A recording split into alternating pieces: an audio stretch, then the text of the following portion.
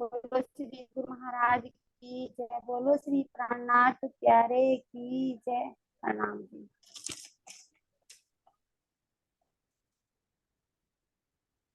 श्री राज चरणों के पास रखीना, श्री राज चरणों के पास रखीना। मेरे अविगुण सारे माफ करना, मेरे अविगुण सारे माफ करना। श्री राज चरणों के पास रखना, श्री राज चरणों के पास रखना। माया मुझे बुलाएगी, आपसे दूर कराएगी। माया मुझे बुलाएगी, आपसे दूर कराएगी। मेहरबानी वादा अपना याद रखना, श्री राजी वादा अपना याद रखना। मेरे अविगुण सारे माफ करना, मेरे अविगुण सारे माफ करना। श्री राज चरणों के पास रखना, श्री राज चरणों के पास रखना।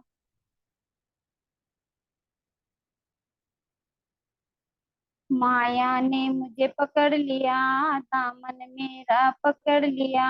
माया ने मुझे पकड़ लिया, दामन मेरा पकड़ लिया। इन्हें झूठे रे झमेलों से आजाद रखना, इन्हें झूठे रे झमेलों से आजाद रखना।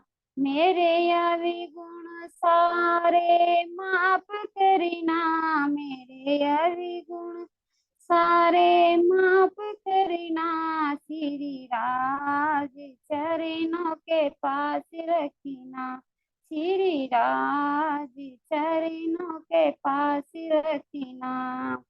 जहर में पीने लगी, अमृत बिना जीने लगी। जहर में पीने लगी, अमृत बिना जीने लगी। अमृत से का एक बूंद पिला देना, अमृत से का एक बूंद पिला देना। मेरे अविगुण सारे माफ करना, मेरे अविगुण सारे माफ करना। श्री राज चरणों के पास रखना, श्री राज चरणों के पास रखना। बोलो श्री सतगुरु महाराज की जय। बोलो श्री प्राणनाथ प्यारे की जय। प्रणाम जी। प्रणाम जी, प्रणाम जी। बोलिए सखी जी, बहुत बहुत धन्यवाद। कोटि कोटि प्रेम प्रणाम जी। बोले श्री प्राणनाथ प्यारे की जय। श्री सतगुरु महाराज की जय। महामती स्वामी त्रिलाल दास जी महाराज की जय। श्री पन्ना धाम की जय। सर्व सुंदर साथ की जय। कहाँ ब्रज रास को वर्णन होत हतो नित्यान। वह देख चंबा हो गई चर्चा सुनते कान, चर्चा सुनते कान। बोलिए कृष्ण कन्हैया लाल की जय। श्री सतगुरु महाराज की जय। तो सुंदर साथ जी, अब श्री जी ठट्टा नगर में क्या कर रहे हैं? चर्चा करते हैं ब्रज और रास की। और जो चतुरा ब्राह्मण नित्य प्रति दूध लेकर आता है तो वो ब्रज और रास की लीला को सुनता है और इतना रसमग्न हो जाता है, इतना रसमग्न हो जाता है कि वो काफी टाइम अब चर्चा में देना शुरू कर देता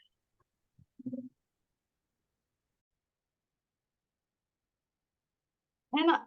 तो जहाँ श्री जी बैठकर क्या करते हैं, ब्रज और रास की लीला का जब वर्णन करते तो चतुरा ब्राह्मण बहुत ध्यान से रसमग्न होकर उस चर्चा का श्रवण करते हैं।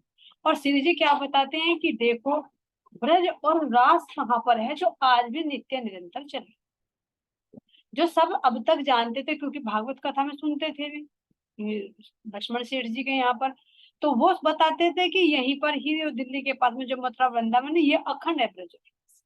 लेकिन श्री जी कहते हैं कि जब ये सब कुछ मिट जाएगी, जब पांच तत्व तीन गुण कुछ भी नहीं रहेगा, वहां प्रलय हो जाएगी, तो फिर वो ब्रजराज कहाँ अखंड है?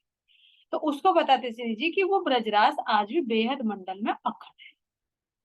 ब्रज के दिन और रात और रास की रात्रि आज भी नित्य निरंतर अखंड है। तो जैसे जैसे नित्य प्रति वो श्रद्धा से चर्चा सुनते, तो उनकी आत्मा जागृत होनी शुरू होती। अब जो अंदर में नया आता है तो उसको कहीं बिना तो रुकते नहीं।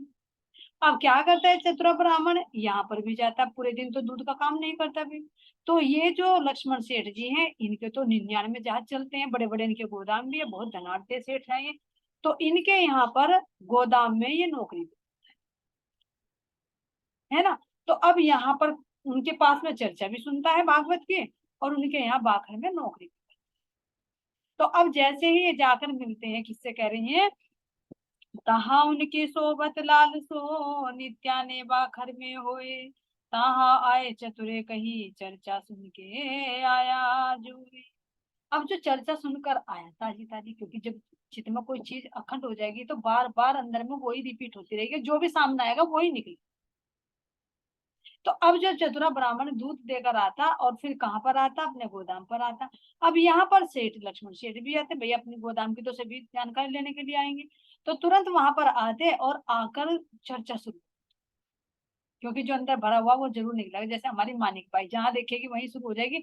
इसी तरह से चतुरा ब्राह्मण भी अब देखा, भाई मेरा सेठ है, भले या कोई सेठ वेठ है, जो बात करनी तो करनी है, और कैसे कड़वे शब्दों में करनी है, खड़े शब्दों में। क्यों? क्योंकि जब आत्मा बोलती है तो किसी के बाहर की लौकिक मान मर्यादा का, उसकी पद प्रतिष्ठा का ध्यान नहीं रखते। और नहीं तो यहाँ पर चतुरा ब्राह्मण क्या है, ये अभी यहाँ पर इनके यहाँ नौकर भी है, भागवत कथा भी सुनता है, फिर भी देखो कैसे सवाल पूछेगा, बेधड़क होकर पूछेगा। क्या पूछ रही है, कहाँ ब्रज अखंड क्यों कर, कहाँ रास अखंड, ये तो तुम कहत हो न्यारा जो ब्रह्मांड। हे सेठ जी, मैंने आपके यहाँ पर कथा सुनी है भागवत की, अब आप उसमें बताते हैं कि ब्रज और रास की लीला अखंड है। तो अब मुझे ये बताइए कि ब्रज और राज जो अखंड है वो कहाँ पर है, और क्या वो नजर आ सकती है? तो अब यहाँ पर कहते हैं, लालदास जी कहते हैं कि वो तो जो लीला है त्रिगुणातीत है, उन्हें इन आंखों से नहीं देखा सकता, वो तो दिव्य दृष्टि से देखी जा सकती। तो अब यहाँ पर फिर दोबारा से पूछते हैं चंद्र ब्राह्मण कि अच्छा ये बताओ, आपने कहा कि दिन, अभी पूरी बात नहीं बता रहे, लेकिन जो सुन रखा पूछ रहे हैं कि मतलब कितना, कहाँ बताते हैं। अच्छा ये बताओ, आपने कहा कि ब्रज और रास दोनों अखंड है, ब्रज के दिन और रात भी अखंड है, और रात की रात भी अखंड है। तो अब मुझे ये बताइए कि जब ब्रज के रात दिन और रात दोनों अखंड होगी, तो रात दिन अखंड हो गए तो रात कैसे आ गई? और अगर रात भी अखंड है तो फिर दिन कहाँ से निकल गया? तो या तो ब्रज ही अखंड होना चाहिए या रात ही अखंड होना चाहिए, आप कह रहे कि दोनों अखंड है। बताइए आप मुझे। अब वही ना, तो पता नहीं था लक्ष्मण सेठ जी को। तो जैसे सुनते सुनते सुनते सुनते वो चक्के से उठते जा रहे, जैसे जैसे प्रश्न पूछते जा रहे कि अच्छा बताइए भाई कहाँ पर है, कि नहीं है तो ब्रज और रास दोनों अखंड है, लेकिन क्या इस हद भूमि में ही है, ये हिस्सा अलग है, कि नहीं है तो अलग, कि जब 14 लोग ब्रह्मांड ये मिट जाएंगे तो वो फिर कहाँ रहेगी जब अखंड है तो, क्योंकि बेहद का तो ज्ञान है था, बेहद का ज्ञान नहीं था अभी। तो इसलिए इनका पूरा जवाब नहीं दे कि भाई वो ब्रज और रास है, तो कह रहे भागवत पर कि अखंड है, लेकिन कहाँ पर है अखंड है उसका नहीं पता।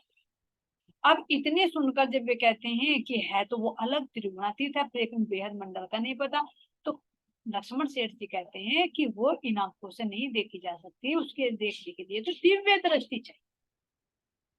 अब चतुरा ब्राह्मण बोल उठता है कि क्या तुम्हें दिव्य दृष्टि मिली है, तुमने देखा है ब्रजराज को, या कहते कहते ही रह जाओ?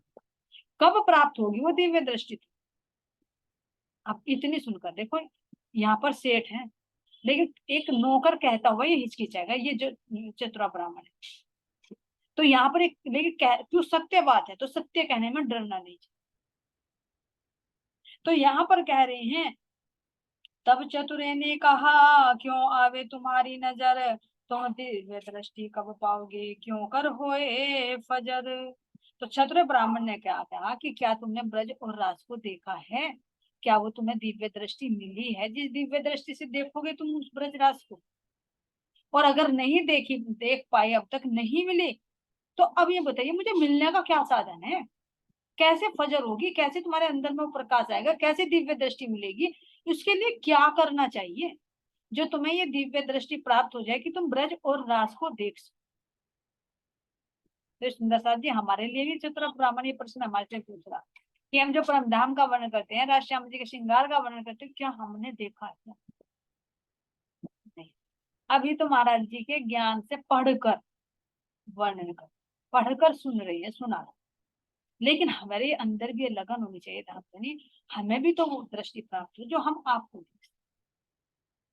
ये केवल लक्ष्मण सेठ को ही नहीं है, हम सबको कह रहे हैं जो चतुर सुजान है, जो इस दिव्य दृष्टि को प्राप्त कर चुके, वे हमें बता रहे हैं और रास्ता बता रहे हैं कि उसके लिए हमें उनके लिए विरह, प्रेम और चितवनी में तो डूबना ही डूबना पड़ेगा, ध्यान तो करना ही करना पड़ेगा, एकांत में बैठ कर तो उनसे बातें करनी ही पड़ेगी, इसके अलावा और कोई साधन। और उसके लिए अब फ्रेज बताया है कि फ्रेज को जरूर करना। जैसे यहाँ पर भी डॉक्टर दवाई दे देता है और फ्रेज भी बताता है, अगर दवाई कितनी भी महंगी खा लो, अगर फ्रेज नहीं करोगे तो दवाई असर नहीं करेगी।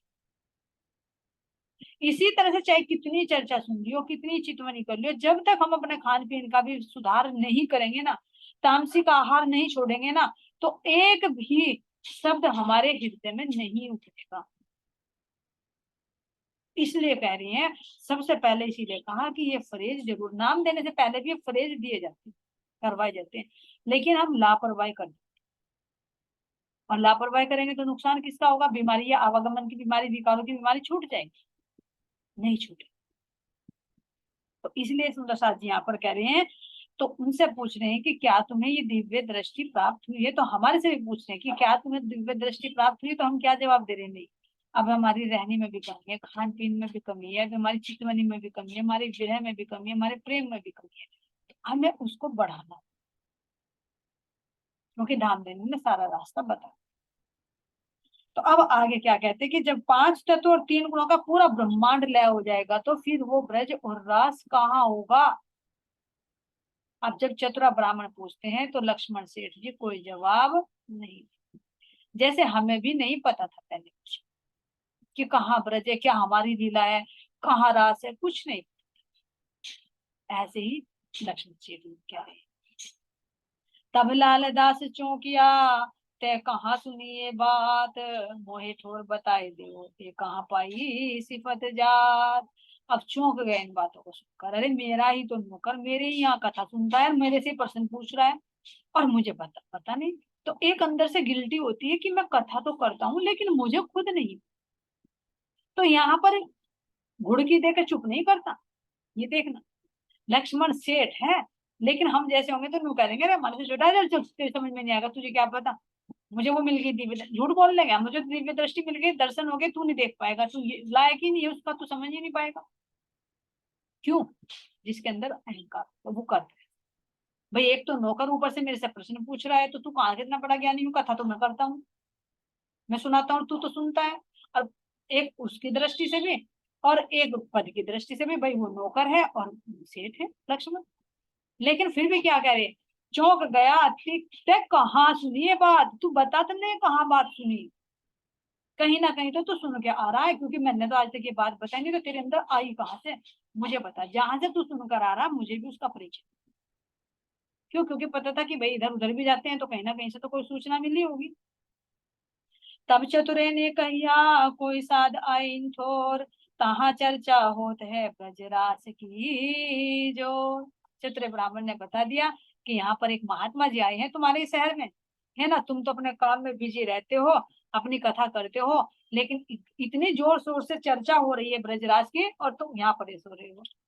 तो कहते हैं, श्री महामती कहे साथ जी ठट्टे की भी तक, ए मेहर से यहाँ पर करे साहिब सुभानल हक, साहिब सुभानल हक।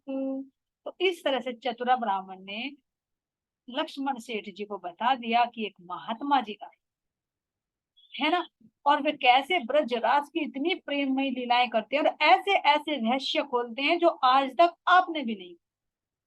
कोई भी भागवत का कथाकार है उन रहस्यों को नहीं खोल पाता कि ब्रज और रास कहाँ है, वो बताते हैं कहाँ है। दिन और रात अखंड है तो फिर भी रात कैसे अखंड है रात, वो सारी बातें बताते हैं, उस परमात्मा की बातें बताते हैं। तो ऐसे बता दिया, बता बता कर उसकी आत्मा को खींच दिया। जैसे हमारी मानिक बाई ने एक ही शब्द कहा था और अंदर चिंगारी लगा। ये शोभा राज जी ने दी कि तुम जगह जगह जाओ और आत्माओं के अंदर वो ज्ञान की चिंगारी लगाते रहो, वो अपने आप दूर करेगी जिसको पाना। तो ऐसे ही चतुरा ब्राह्मण ने यहाँ लक्ष्मण सेठ जी के दिल में वो चिंगारी लगा दी। एक महात्मा आई है, जाकर मिलो। कहा तुम इस कार्य में अपनी बिजी बैठे। श्री लाल दास जी का श्री जी से मिलो। ये ठट्टे की भी तक लाल दास की मुलाकात, जिन भात आए मिलो से उसे, सो एक हो फिर बात। अब क्या कह रहे हैं स्वामी लालदास जी, खुद अपनी बीतक बता। ये देखो, अब लालदास जी नहीं बता रहे, ये भी ध्यान रखना। अगर लालदास जी बताते तो देवचंद जी की बातें, ब्रजराज की बातें उन्हें क्या पता था। मिलन तो अब हुआ है, इससे पहले की घटना जो लिखी ये भी तो लालदास जी ने लिखी। लेकिन लालदास जी महाराज जी के अंदर राज जी महाराज जी खुद बैठ कर ये लिखी। तब विशेष प्रसंग ये आया है कि ये अब लालदास जी एक माध्यम है और इन्हीं का अब ये मिलन है। तो राज जी महाराज जी स्वयं बता कि इनका कैसे मिलन। जिन भाताएं मिले सो एक कहो फिर बात। अब मैं दोबारा से बताता हूँ कि उनका मिलन कैसे। तब लालदास से कहिया मुंह को ले चलो तुम, मैं जाए मुलाकात करो फिर रहमत पावे हम। अब देखे एक जिज्ञासु जो एक एक चीज को देखो और अपनी चलन। अगर हम कहीं कुछ हमारे पास में ज्ञान आ जाए तो हम दूसरे से सुनना पसंद नहीं। क्यों? क्योंकि अंदर एक मैं की ग्रंथि खड़ी हो जाती है। थोड़े से चार शब्द आए, अरे हम क्यों सुनने जाए, हमारे पास तो सब कुछ है, अब हमें सुनने की जरूरत नहीं। लेकिन लक्ष्मण सेठ इतने धनाढ़ होकर भी, है ना, और इतने भागवत के कथा करते हैं, वो ज्ञानी होकर भी, भागवत का तो ज्ञान है हद भूमि तक का तो, लेकिन एक अपने नौकर को कह रहे हैं कि तुम जाओ मुझे उससे मिलवाओ। कहाँ है वो साधु महाराज, यानी मैं उनसे मिलना चाहता हूँ। अब ये नहीं कहा कि भाई मैं क्यों जाऊं, मैं तो सेठ हूँ। तो एक आत्मा के लक्षण होते हैं कि वो बाहर की मान मर्यादा को महत्व नहीं देती, अपनी आत्मा के आड़े नहीं आती। कोई से भी प्रसंग को उठा लो, चिंतामणि जी को देख लो, लालदास जी को देख लो, तो ये तुरंत कहने लगते भैया चतुरा तू मुझे बता वे महात्मा कहाँ है।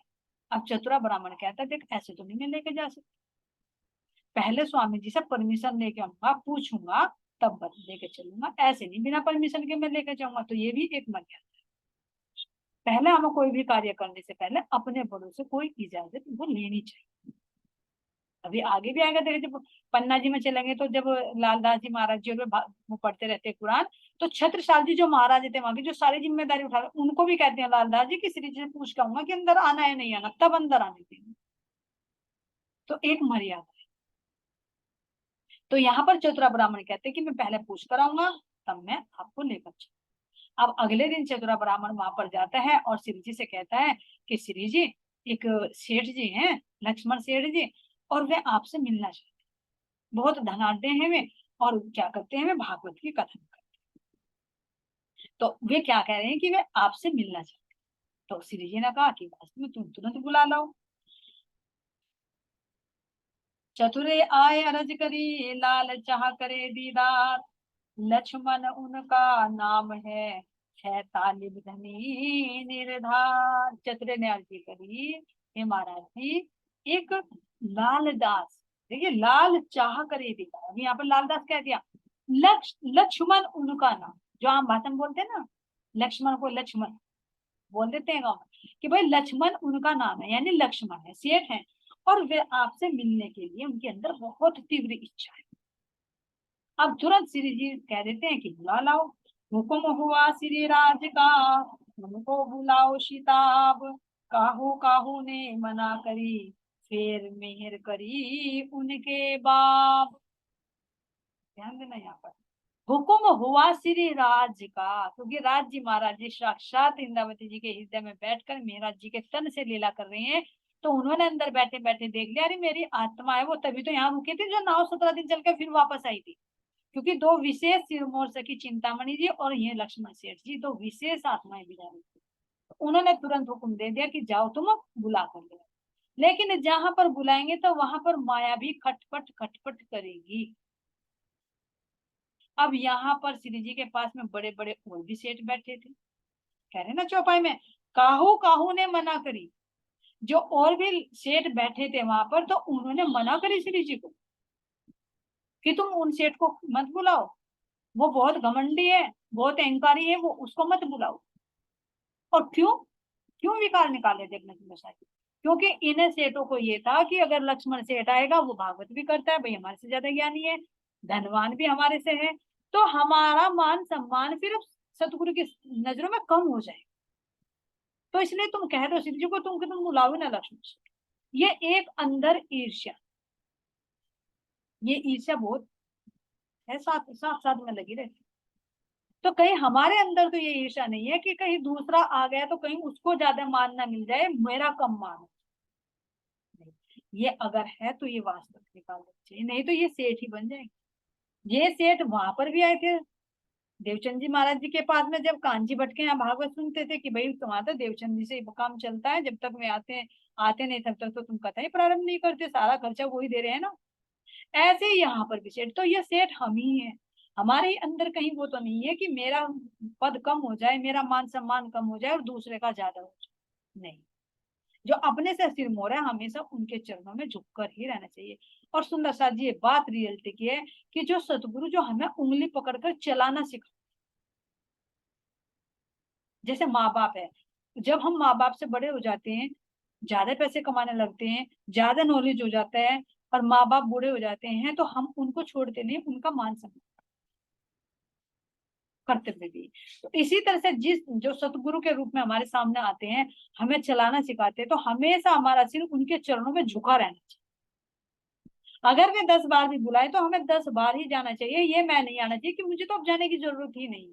नहीं, अगर ये आएगा तो हमारे अंदर पता नहीं कब अहंकार घर कर जाए। और जब हम सदगुरु की शरण में रहेंगे और उनको हमेशा देखते रहेंगे, तो हमें अपना ओझा पता रहेगा, तो हमारे अंदर अहंकार नहीं आ पाएगा। और जहां हमने सदगुरु का किनारे किया कि अब मुझे उनकी जरूरत नहीं है, मैं क्यों जाऊं, मुझे तो उनसे ज्यादा है, तो वहीं पर हमारी मैं शुरू हो जाती। तो इसलिए कहा कि अगर अपने अहंकार को मारना है तो अपने अतीत को कभी भूलना नहीं चाहिए। अपने अतीत को हमेशा याद रखना चाहिए कि मैं क्या थी, क्या बनी हूँ, किस तरह से। जैसे यहाँ बच्चा भी अपने माँ बाप की एक देखता है कि कैसे मुझे चलना सिखाया, कैसे मुझे पढ़ाई लिखाई करी, कैसे मेरा पालन पोषण किया, ऐसे ही हमारे सदगुरु भी होते हैं जो अपने आप कष्ट झेलकर हमें चलना सिखाते हैं। अगर हम उनकी कृपा से कुछ आगे बढ़ जाते हैं, तो हमें अपना अहंकार नहीं पालना चाहिए, हमेशा उनके चरणों में अपना सिर झुका रहना चाहिए। तो इसमें हमारा ही फायदा। तो ऐसे ही सुंदर साथ जी, यहाँ पर हमें सेठ नहीं बनना है कि यहाँ पर मेरा ओझा कम ना हो जाए।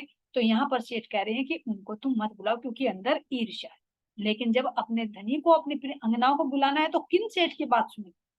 तुरंत उन्होंने चतुरा ब्राह्मण को कह दिया कि तू जा और उसको बुला कर। अब यहाँ पर तुरंत आते हैं नामदास जी और चर्चा का प्रवाह शुरू हो जाता है। अब 2-3 दिन तक लगातार आते हैं और क्या कहते हैं, वही चर्चा सब ब्रज की, देखी सुनी सब कान, तब आए ईमान की, होए गई पहचान। अब जो स्वयं भागवत सुनाते थे, आज वे श्रोता बनकर बैठ गए हैं और ब्रज की लीला को बड़े ध्यान से सुन रहे हैं। और सुनते सुनते उनको पहचान हो जाती है कि वास्तव में ये तो सच्चे सत्य, यानी सच्चा ज्ञान इनके अंदर। अब ऐसे 2-3 दिन तक लगातार चर्चा सुनने जाते। अब एक दिन क्या होता है, घूमते घूमते ये अपने बगीचे में भी टहलते हैं शाम के समय। अब जब शाम के समय बगीचे में टहलते हैं, तो सुंदर साथ जी, इनके बगीचे का मालिक कौन है? जिंदा। वो सॉरी, पीछे गलती से भूल गया था, वो चिंतामणि के नहीं थे, ये लक्ष्मण सेठ के थे, जो जिंदा दास और ठाकुरी बाई इनकी पत्नी है ना। तो ये जिंदा दास जो इनके बगीचे का माली था, वो भी श्री जी की चर्चा सुनता था। अब जैसे बगीचे में टहलने के लिए गए, उसने वहां पर पकड़ लिया कि बताओ क्योंकि अंदर जो भरा हुआ था वो तो पकड़ेगा कि भाई अब ये बताओ तुम आजकल सेठ जी चर्चा सुनने के लिए कहाँ जाने लगे। पता तो उसने चल गया कि भागवत की कथा करते थे, श्री जी के पास जा रहे हैं। क्योंकि जिंदा दास ने भी तो चर्चा सुन रखी है ना, वे तो काफी सेवा करी उन्होंने, तो बगीचे में रहते थे। तो अब यहाँ पर उसे भी पकड़ लेते कि तुम कहाँ भागवत सुनने के, वो कथा सुनने के लिए जाते हो। तो बताते कि भाई एक महात्मा जी आए हैं और वास्तव में अखंड ब्रजराज की बात बताते जो मुझे आज तक नहीं पता था। कोई लपेटे वाली बात नहीं, तुरंत बोल रहे। लेकिन अब यहाँ पर क्या कहते हैं, हेर के चर्चा सुनने आए दो चार बेर, बाग में जिंदा दास कही धाम बैठे बिना विचार। अब देखो, अब यहाँ पर पकड़ाई करते हैं जिंदा दास कि आप ये बताओ मुझे, कथा तो वहां पर सुन रहे हैं, लेकिन क्या तुमने असली पहचान की है क्या? कौन सी ब्रजराज की लीला है, तुम कहाँ का बताते थे? अब लक्ष्मण सेठ को तो ये हो गया, अरे एक तो नौकर मेरा वो था चतुरा, और एक नौकरियों बगीचे में जहाँ भी जाऊं ये तो मेरे से ही पूछ रहे, मेरी यार परीक्षा लेने लगे, जो रोज मेरे से सुनते थे। तो वो कहते हैं कि तुम पहचान, कितनी पहचान करी तुमने, तुम चर्चा तो सुनने जा रहे हो 4-5 दिन से, क्या चर्चा सुनी? अभी कह रहे ना कि चर्चा सुनी कान, अभी कानों से चर्चा सुनी, लेकिन पूर्ण पहचान। ध्यान देना, एक दिन जो राखी जी का प्रश्न आया था कि जब देवचंद जी महाराज जी चर्चा सुनाते थे और श्री महाराज ठाकुर थे तो वे रोते थे, तो उन्होंने कहा था बालबाई ने कि तुम्हें कितनी पहचान हुई सतगुरु की, अगर तुम्हें पहचान हो जाती तुम चरणों में समर्पित हो जाते। तो क्या उन्हें पहचान नहीं हुई थी? पहचान हुई थी, लेकिन पहचान कहाँ तक की हुई थी देखना, पहचान इतनी हुई थी कि ये मेरे सतगुरु, ये नहीं देखा था कि इनके अंदर ही मेरे धाम धन बैठे। इतनी ही पहचान यहाँ लालदास जी को हो रही। तो यहाँ पर जिंदा दास के माध्यम से राजी महाराज जी हृदय में और गहराई में उतरवाना चाह रहे। देखो किसके माध्यम से, राजी महाराज जी का कुछ पता नहीं है किस रूह के अंदर से, किस रूह के अंदर क्या डलवा। अब यहाँ जिंदा दास जो माली है वो पकड़ कर दी उसने, कहने लगे सेठ जी आप चर्चा सुनने के लिए तो जा रहे हो 3-4 दिन से, लेकिन कितनी पहचान की उनकी? अब वो कहते हैं कि भाई वे तो ब्रजराज की चर्चा करते हैं, सच्चे सतगुरु हैं, सच्चा ज्ञान देते हैं जो मेरे पास नहीं था। अब जिंदा दास जी कहते हैं उदाहरण दे कि आंख खोल कर देख दिया ना, तो सतगुरु कह रहा कौन है वे? उनके अंदर साक्षात धामधन बैठे हैं, जो कहते हैं ना सतगुरु संग करता। और हमारे अंदर यही अज्ञानता रह जाती है, हम सतगुरु के पहले तो चोले को देखते हैं, जिस चोले का उसके विकार देखने लगते हैं, फिर अगर उससे हटे तो सतगुरु देखने लगते हैं, लेकिन जो क्या पीछे छिपी हुई शक्ति है उस पर दृष्टि नहीं जाती, क्योंकि ये दो दो पर्दे आ जाते हैं ना, ये एक आवरण डाल देते। कहा था ना दाम देने में आऊंगा, पर्दे में आऊंगा, तेरे पास में रहूंगा लेकिन पहचान नहीं। जो इन पर्दों को हटा देगी तो वही 90,000 अरब तेरे पूरे हो जाएंगे। देह को हटा दे, सतगुरु की पदवी को हटा दे, साक्षात धाम देने। तो ये जिंदा दास माली के माध्यम से लक्ष्मण सेठ जी को पता लग रहा है कि उनकी पहचान कर। तो वे कह रहे हैं कि तूने कितनी पहचान की, कि आजा बैठ जा मैं तुझे बताऊं। तो यहाँ पर मार्कंडे ऋषि की कथा सुनाते हैं जिंदा दास जी, जो भागवत के अंदर, तो भागवत में तो है और लक्ष्मण सेठ जी पढ़ते थे, तो जिसको उसी के एग्जाम्पल से समझाए तो जल्दी समझ में आ जाए, है ना।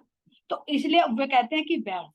अब वो जो कथा चलती है उसमें बताते हैं कि देख एक मार्कंडे ऋषि है ना, उन्होंने विष्णु भगवान की बहुत साधना की, और बहुत साधना, इतनी साधना की, इतनी साधना की वे प्रसन्न होकर दर्शन देने।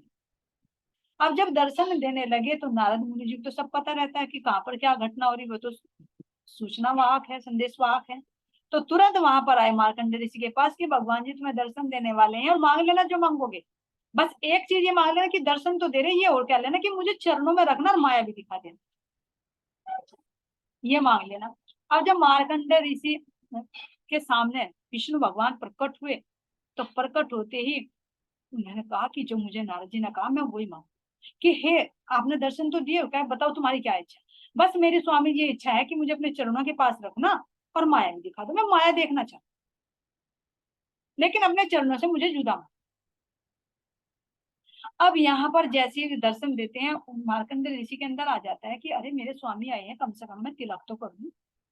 तो चंदन की जो पट्टी सी होती है, को लकड़ी होती है, उसको घिसकर इतना ही घुमाया आते में, इतनी ही जो इच्छा करे कि माया देखना चाहता हूँ, वहीं की वहीं वो लकड़ी घूमी और उनके ऊपर फरामोशी, और फरामोशी डलकर वे क्या देखते हैं कि जैसे पूरे चारों तरफ बाढ़ ही बाढ़ आ गई, सब कुछ पर लो। और वो जो मार्कंडे ऋषि है वो एक लड़की, देखने लगे माया। और उस नदी के प्रवाह में वो भी बहती जा रही, बहती जा रही, बहती जा रही। अब जब बहती जा रही, जा रही, जा रही, जाकर कहाँ निकली, एक घाट पर जहां धोबी कपड़े। अब वो जो धोबी उसे देखता है कि भाई एक लड़की है नदी में बही जा रही है तो मुझे बचाना चाहिए, वो उसको बचा और उसको कपड़े वपड़े, क्योंकि धोबी के पास कपड़े तो होते हैं, उसे दे देता है, वो पहनकर बाहर आ जाती है। अब बाहर आकर वो पूछता है कि बता भाई तू कहाँ है, तुझे जहां जाना है मैं बता दूं, पहुंचा दूंगा तुझे, कहाँ की तू इस नदी में कैसे बहाकर आई है। अब उसे तो कुछ भी नहीं पता, क्योंकि वो तो माया के फरामोशी में है ना, उसे कुछ नहीं पता। तो अब वो कहते कि मुझे तो कुछ पता नहीं, मेरे तो कुछ याद नहीं, मैं कहाँ जाऊँ, कौन मेरा सगा संबंधी, कोई नहीं।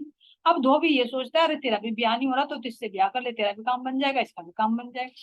तेरा ब्याह नहीं हो रहा, इसका कोई है नहीं, तो बता तुझे राजी हो तो मेरे से शादी कर ले। वो धोबन भी सोचती है कि भाई मुझे याद तो कुछ है नहीं, मैं कहाँ जाऊंगी, तो इससे अच्छा तो जब इस धोबी ने मेरे कपड़े दिए, मेरी रक्षा करी, तो आगे भी पालन पोषण कर लेगा, साथ में गुजारा हो जाएगा। अब वो चला जाता है धोबी लेकर, उससे शादी कर लेता है और शादी करके अपनी गृहस्थी बहुत लाड़ से प्यार से, बिल्कुल नई नवेली, है ना, जो कहते हैं कि पत्नी पहले साल क्या होती है, चंद्रमुखी, दूसरे साल सूर्यमुखी, सूरजमुखी, और तीसरे साल से फिर वो ज्वालामुखी। तो शुरू शुरू में लाड़ खूब, धोबा धोबी और धोबन बिल्कुल प्रसन्न है, लेकिन अगले साल में क्या हुआ, एक साल में एक बच्चा भी हो गया तो बंधन पड़ गया। ऐसे ही अब जो काम करवाती थी वो जो लाड़ प्यार था, बीच में बच्चे की भी जिम्मेदारी आ गई, तो वो प्यार बट गया। अगले साल में फिर दूसरा बच्चा, फिर और ज्यादा काम बढ़ गया। फिर तीसरे साल में फिर तीसरा बच्चा, क्योंकि माया दिखानी थी ना, तो बच्चों की लो लाइन लगा दी, कमी नहीं है यहाँ पर, जब माया दिखाते तो खुल का माया देते हैं। तो अब ऐसे हर साल एक बच्चा होने लगा। अब घर में खर्चे की भी लड़ाई झगड़ा। अब जो काम वो करती थी, जितना टाइम देती थी धोबी को, वो धोबी को काम भी नहीं, टाइम भी नहीं दे पा रही। पहले कपड़े भी धुलवा कर दोनों प्यार से धो कर लाते थे, अब वो वहां पर भी नहीं जा पाती, कपड़ों पर प्रेस करने होते वो प्रेस भी नहीं कर पाती। अब वो धोबी तो बिगड़ने लगा कि भाई ऐसे कैसे काम चलेगा, टाइम पर कपड़े भी नहीं धुल रहे, तेरा घर का ही काम नहीं निपटता, बच्चों में ही लगी रहती है, ऐसे कैसे काम चलेगा। अब यहाँ तक की नौबत आ गई कि मार पिटाई तक की बात शुरू, दिन रात की टेंशन, चार चार चार पांच पांच बच्चे, उधर धोबी की मार का झेलना, उधर उसके कपड़े दिलवाना, उधर प्रेस करना, घर का काम भी करना। अब धोबन सोचने लगी अरे ऐसी जिंदगी से अच्छा तो चल मर जा वही गलती। तो जब उसके अंदर दिल में आया कि मैं आत्महत्या करूं, तो जैसे ही उसने फंदा लटकाया, तो तुरंत विष्णु भगवान को तो पता था कि अरे तो मेरी मारकंडे ऋषि है, इसको तो मैं वो दिखा रहा हूँ, यो मर गई तो फिर माया दिखेगी कैसे ही, तो इसको मैं दिखाऊं ना।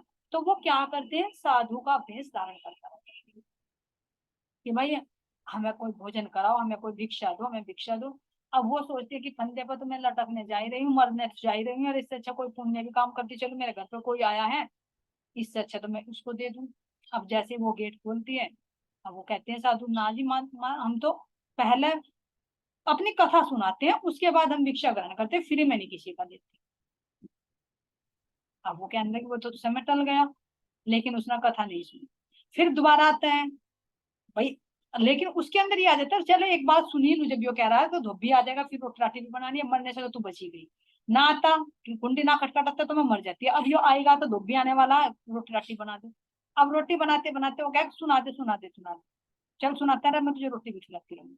अब जैसे ही मैं विष्णु भगवान के रूप में, विष्णु भगवान जो साधु के रूप में आए, वो मार्कंडे ऋषि की ही कथा सुनानी शुरू कर देते कि ऐसे मार्कंडे ऋषि थे, ऐसे उन्होंने तपस्या करी, तपस्या करके विष्णु भगवान को प्रसन्न किया, फिर उनसे मांगा कि मुझे अपने चरणों में रखना और माया भी दिखाना। अब कैसे उनको माया दिखाई, वो नदी में बह गई, वो कैसे धोबी ने पकड़ ली, धोबी से उसकी शादी हो गई, फिर उसके बच्चे भी हो गए, फिर उनमें मार पिटाई भी होने लगी।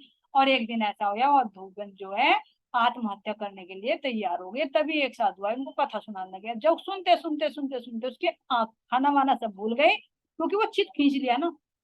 तो चित खींचते ही उसको ये लगा रहे वो मारकंडे तो मैं ही हूँ, वो धोबन में ही तो हूँ, क्योंकि पिछली बात भले ही याद नहीं, लेकिन इतनी बात तो याद थी कि हाँ मैं नदी में से निकली, धोबी ने मेरे से शादी की, हमारे में बहुत प्यार था, फिर बच्चे भी हुए, लड़ाई भी हुई, और वो तो मैं ही थी जो मरना चाह रही। तो तुरंत उस आत्मा को खींच लिया और खींच कर देखा ये तो मेरी कहानी है। तो तुरंत वो माया का पर्दा हटा और मार्कंडे ऋषि देखते हैं अरे मैं तो ये चंदन ही घिस रहा हूँ उसी रूप में बैठा हुआ। ये तो सब माया थी, कुछ भी नहीं आगे पीछे, कहाँ धोबन और कहाँ इतने साल बीत गए मुझे, कहाँ जाकर मैं पत्नी बन गई, कैसे मारती पीटती कैसे। तो तब मार्कंडेय ऋषि को दिखाया कि अरे ये तो माया बड़ी बलशाली है, मुझे नहीं देखनी ये माया। तो ऐसे ही सुंदर साथ जी यहाँ पर कहते हैं जिंदादास जी कि तू ये पहचान कर कि जो ये कथा सुना रहे हैं ना, जो ब्रजराज की लीलाएं सुना रहे हैं, ये कोई वो नहीं है कि भाई कोई साधु है, कोई संत है, या कोई तेरे सतगुरु है।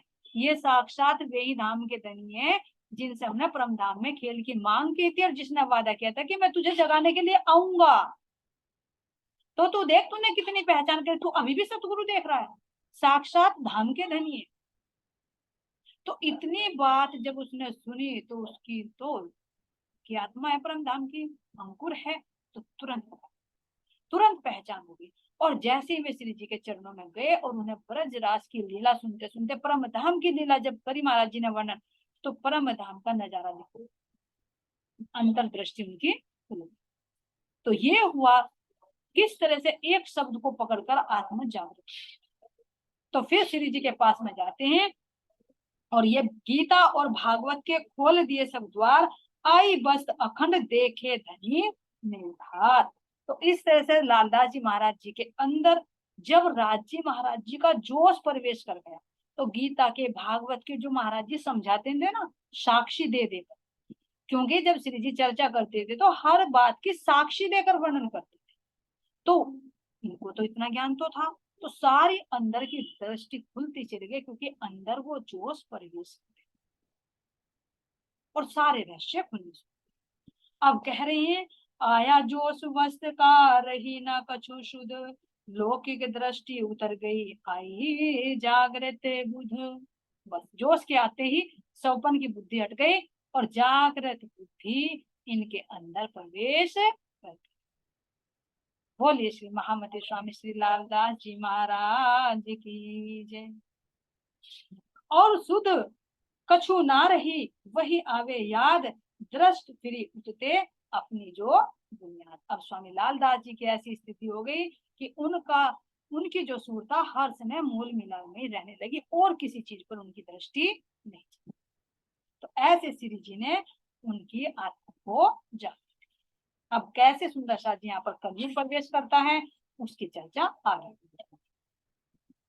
और सुध कछु ना रही वही आवे याद, दृष्ट फिरी उठते अपनी जो बुनियाद, अपनी जो बुनियाद। बोले कृष्ण कन्हैया लाल की। श्री